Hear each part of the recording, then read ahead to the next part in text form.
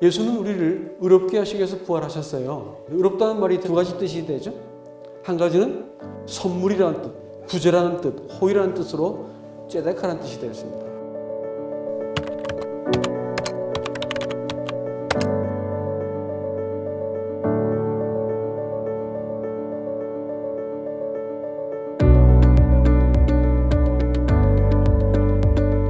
하나님이 사람을 의롭게 보시는 지점이 뭐냐면 어쩔 수 없는 죄인이 하나님의 일방적인 호의를 받아들임으로써 죄를 면하고 심판을 면하고 하나님께 받아들여지는 걸 보고 하나님께서 의롭다 이렇게 말해주는 거예요. 째다카라고 하는 의를 말할 때는 사람이 어떻게 의로워지는 것이냐면 나는 죄인이고 하나님의 선물 이 은혜를 내가 저항하지 않고 받겠습니다 할 때 하나님께서 너 참 의롭다 이렇게 말씀해 준다는 거예요.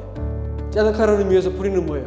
웃기네. 내가 최선을 다하면 되지. 내가 뭔 죄가 있어? 십자가에 부담스럽게 죽긴 누가 죽으라 그랬어. 나는 최선을 다하면 내가 의로울 수 있어. 내 인생은 내 거기 때문에 내가 최선을 다할 거야. 이건 불의한 거예요.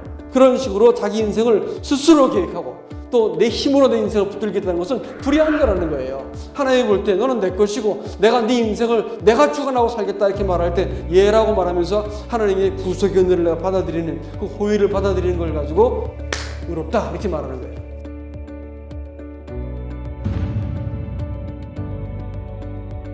의라고 생각하는 것을 이것만 생각하기 때문에 많은 사람들이 용서받았고 은혜 받았고 내가 이제 은혜 가운데 안식하는 것이 구원이야 생각하시는 분들이 계신데 아니에요. 이것은 구원의 한 측면입니다. 의의 한 측면이에요. 또 다른 의가 있죠. 미슈파트라고 하는 의입니다. 그것은 하나님의 심판이란 말이에요. 저지먼트입니다.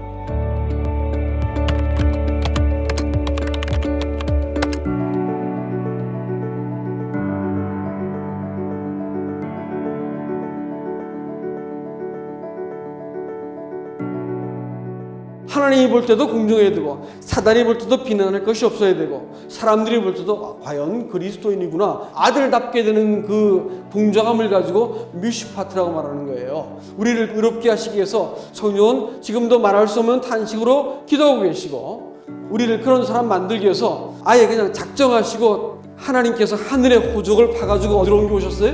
우리 마음속에 찾아오셨어요.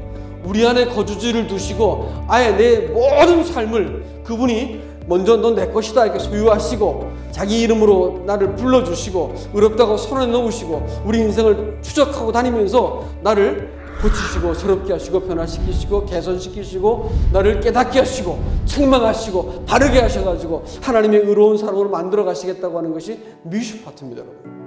그렇기 때문에 그리스도인들이 이 놀라운 은총을 통해서 구원을 받은 이후에 삶의 방향과 목적이 바뀌지 않은 채 용서받은 것에 은혜 받은 것에 머물러 있다고 할 것 같으면 그건 불행한 일이에요. 삶의 목적과 방향이 그리스도로 되어지고 내가 그분께 내 삶을 딱 합하지 않는 이상 우리 삶은 늘 여기 부딪히고 저기 부딪히고 사단은 계속해서 우리 정체성을 흔들어대는 것입니다. 우리 삶의 목적을 가지고 우리 흔들어대는 거예요. 이렇게 되면 신앙이 한 발자국 진보가 안 생기는 것입니다.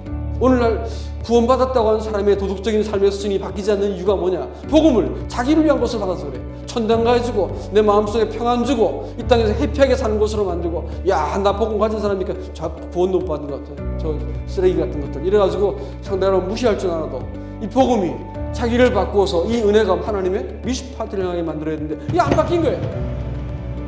째데카가 하나님의 미슈파트를 향하기 시작할 때 복음이 이렇게 아름답게 우리에게 커다란 울림을 주는 것입니다. 그리스도인들이 의를 행하는 것입니다. 이 공의를 위해서 우리가 부르심을 받았다는 것을 기억하시기 바랍니다.